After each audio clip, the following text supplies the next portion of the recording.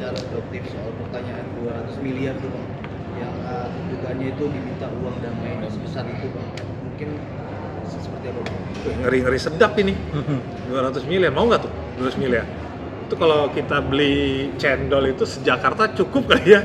Gitu ya. Seminggu kali ya kita minum cendol itu. Nah, itu fakta persidangan ya. Jadi kami juga baru dengar. Jadi Dr. Richard ini nggak pernah cerita nih. Gitu. Tiba-tiba beliau sampaikan di depan persidangan bahwa Doktif bertemu dengan Ivan atau Ivan bertemu dengan Doktif, itu kan tergantung sudut pandang orang ya.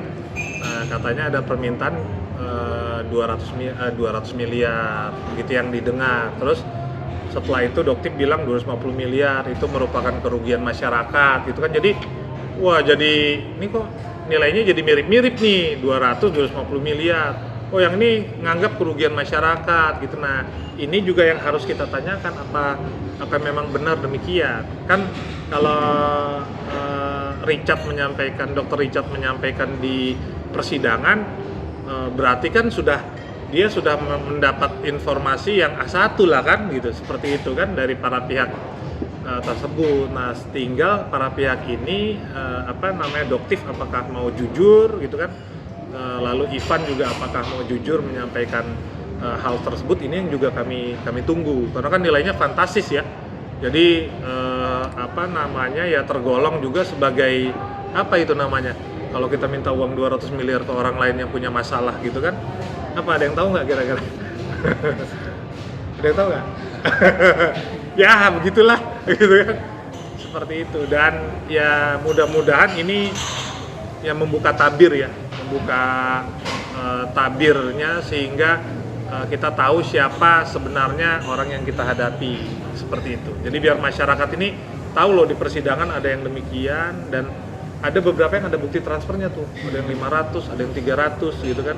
Kalau bukti transfer sudah diperlihatkan di sidang kan memang susah ya, apalagi kita tahu nih, misalnya kalau ditanya, ini benar nggak? Jangan tanya itulah, gitu kan. Ini benar nggak?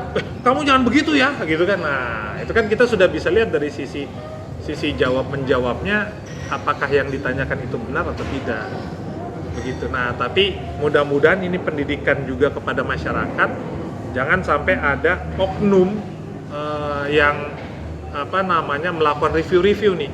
Karena ketua BPOM itu sudah menyatakan tidak boleh ada approve yang berupa hal yang positif ataupun blacklist terhadap suatu produk.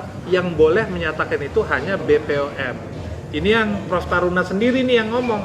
Tapi sama Doktif kan dipelintir lagi oknum katanya.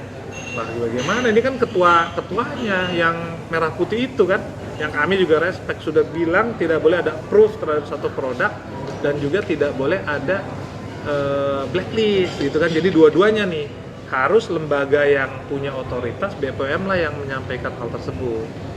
Nah, inilah yang menjadi kendala-kendala di lapangan, dan kalau tidak salah masih dilakukan tuh di Instagramnya gitu.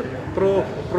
Nah, kami juga mengharapkan ini semua pihak bisa taat aturan, termasuk aturan BPOM, supaya dunia perskincarean di kita semakin baik, semakin bersih begitu. Dan kami juga terima kasih kepada lembaga BPOM yang sudah mungkin tegak lurus untuk menegakkan semua aturan. Semoga dengan BPOM yang baik ini ya, dunia perskincarean kita ini, kecantikan ini semakin baik. Pak, Doktif kan juga pernah menuding DRL mengedit nomor izin edar dari produk-produknya. Ada langkah mungkin yang akan dilakukan? Jadi izin edar itu nggak ada dalam dakwaan gitu. Jadi yang ada dalam dakwaan itu peristiwa pidana mengedarkan dan memproduksi dan mengedarkan. Jadi nggak usah bicara yang kecilnya, yang besarnya ini 435 itu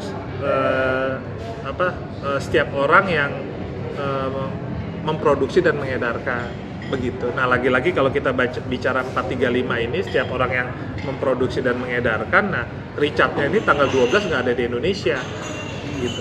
Terus tanggal 23 ini nggak ada di Tangerang, dia di Jakarta gitu. Nah, di dua kejadian ini tidak ada peristiwa pidana. Nah, ini yang tadi saya sampaikan nih. Jadi yang kecil-kecil itu tidak jadi subjek tidak jadi objek permasalahan di dakwaan itu sendiri. Jadi kami tidak mau menanggapi lebih lanjut hal-hal tersebut begitu. Nanti balik lagi deh memercik ke muka sendiri tuh yang tahun 2026 katanya tuh kan ada permasalahan yang model begitu juga, dicek nggak ada BPOM-nya juga. Jadi ya kami harap mungkin sebelum bicara ngaca dulu lah ya, begitu kan. Jangan nanti dia tanya izin edar atau NA orang lain, dia sendiri barangnya NA-nya ternyata tidak ada, begitu. Khawatirnya demikian. Yang kami dapat informasi ada juga barang beliau yang demikian, dicek NA-nya nggak ada, gitu, seperti itu. Mau ada laporan mungkin dari Dr. Richard perihal produk Doktif? Nah, kita masih fokus ya di penanganan kasus ini, tapi kalau yang di kesaksian palsu di persidangan itu udah kena loh. Saksinya banyak, teman-teman yang hadir itu jadi saksi loh. Seperti itu. Bisa ya nanti minta tolong ya jadi saksi kan begitu. Itu pasalnya bukan saya ngomong gitu. Itu ada pasalnya berkaitan dengan sumpah palsu di atas sumpah gitu, seperti itu. Nah, nanti kita lihat bagaimana ke depan, tapi kami punya niat baik nih untuk membersihkan dunia skincare ini. Jadi jangan sampai ada oknum yang review ngancam. Jangan sampai ada oknum di profesi ini yang demikian. Review ngancam minta uang gitu kan.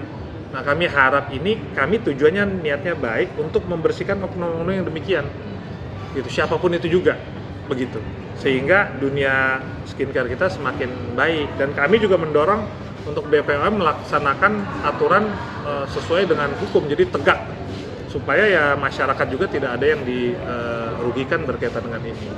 Bang, yang mungkin belum terjawab, gimana sih Bang reaksi dari DRL sendiri ketika udah mulai diserang secara personal nih Bang, kemarin yang sempat disebut punya simpanan, terus juga oplosan barang kosmetiknya. Apa yang disampaikan seorang DRL ke Abang sih Bang? Iya, sebenarnya banyak ya, jadi dari weeknya aja diserang itu, seperti itu. Kalau saya nggak paham nih urusan ini, tapi kemarin saya persilahkan, dia mau menyampaikan keberatan, begitu ya. Jadi mau nanya dan segala, dan akhirnya kan majelis hakim sendiri yang menilai, oh ini tidak ada perubahan hal-hal yang lain gitu kan. Nah itu sampai semuanya tuh. Dulu ditanya juga masalah udah sunat belum gitu kan. Itu kan personal banget gitu. Saya aja nggak tahu gitu kan. Udah apa belumnya ya kan. Terus ditanya lagi, ya tadilah ini dibawa. Terus hal-hal yang tidak ada hubungannya dengan kasus dibawa. Jadi di sidang dia bilang ini nggak ada hubungannya. Tapi di luar sidang dibawalah mantan gebetannya dulu, dibawalah mantan pegawainya dulu. Jadi sebenarnya yang bawa-bawa ini siapa sih gitu, seperti itu. Jadi kadang sekarang ini di dunia kita ini orang ngomong A ternyata dia melakukan A gitu. Di sidang dia bilang oh ini nggak ada hubungannya dengan kasus, tapi melangkah ke meja belakang sidang dia melakukan hal-hal yang tidak ada hubungan dengan kasus. Nah mudah-mudahan masyarakat bisa menilai nih. Jadi kan sudah lebih objektif mana yang baik, mana yang buruk. Kalau ada yang baik dari sini kita ambil, ada yang buruk jangan. Ada yang baik dari sini kita ambil, yang buruk jangan. Jadi kita jadi pribadi yang lebih baik. Tapi yang tadi kami jelaskan, misi kami ini membantu membersihkan dari dunia kecantikan, kesehatan, gitu, skincare ini dari oknum-oknum yang ya tadi membuat ini carut-marutnya dunia skincare ini. Kan kemarin disampaikan tadinya dibilang berbahaya gitu kan, ketika dikasih uang jadi tidak berbahaya, kan harusnya tidak boleh. Kalau berbahaya tetap berbahaya sampai ininya barangnya diperbaiki. Jadi kan bahaya nih kalau udah dikasih uang ternyata barang yang berbahaya jadi tidak berbahaya. Nah inilah yang kita mau hindari. Jadi kalau ada berbahaya ya memang berbahaya mau bagaimanapun kondisinya, sehingga dunia estetik kecantikan skincare ini ya bisa jadi baik. Ini yang kita harapkan ke depan. Sempat ada momen viral saat nyanyian kamu ketahuan Pak. Iya, ada yang bohong-bohong itu. Mungkin menyalahkan. Maksudnya gimana tuh? Santai. Yang kemarin ini Momen nyanyi kamu ketahuan. bohong. Oh, Itu itu buat bukan sempat viral, nyanyi, Pak. itu kan apa ya namanya ya? itu apa ya, mungkin lirik aja lah gitu kan, lirik. Tapi kan memang ketahuan kan, Iya. begitu. Jadi kan dia suka nyanyi juga ya, maksudnya kan, ya supaya nggak inilah, supaya apa, tidak terlalu tegang ya kan. Jadi ya kita balas dengan lirik dan memang kan ketahuan seperti itu. Jadi bukan hanya itu, banyak kebohongannya juga ketahuan di persidangan loh. Seperti itu. Tapi memang ada buktinya yang tadi ininya bohong, dari statusnya berbohong, dari pemilik Gerabah Shop dan Rachel Shop berbohong, terus juga dari barang buktinya berbohong, sampai dari PDF-nya tuh.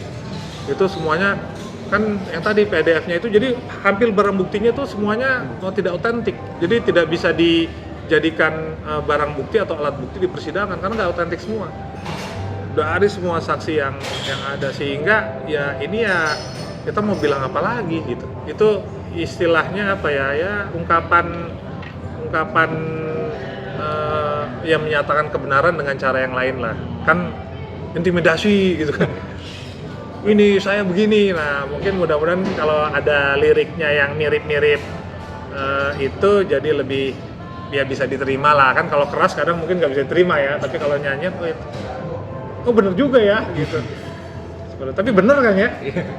Jadi secara menyampaikannya lebih santai, tapi substansinya masuk karena memang buktinya kita lihat di video, terus juga ternyata pas di mejanya di majelisnya buktinya itu berbeda seperti itu. Jadi harapannya ya dengan ini klien kami bisa mendapatkan hasil yang baik, bisa bebas seperti itu. Dan kami harap juga nih ikhtiar kami dari tim hukum semua membersihkan dunia perskincarean di Indonesia dari oknum gitu. Mungkin tidak hanya satu yang model-model begini. Jadi kita ingin menegakkan aturan sebagaimana mestinya gitu. Kalau ada pemidanaan berarti harus sesuai dengan aturan yang ada, harus dengan jujur, harus dengan kebenaran, harus dengan bukti-bukti yang memang sebagaimana aslinya.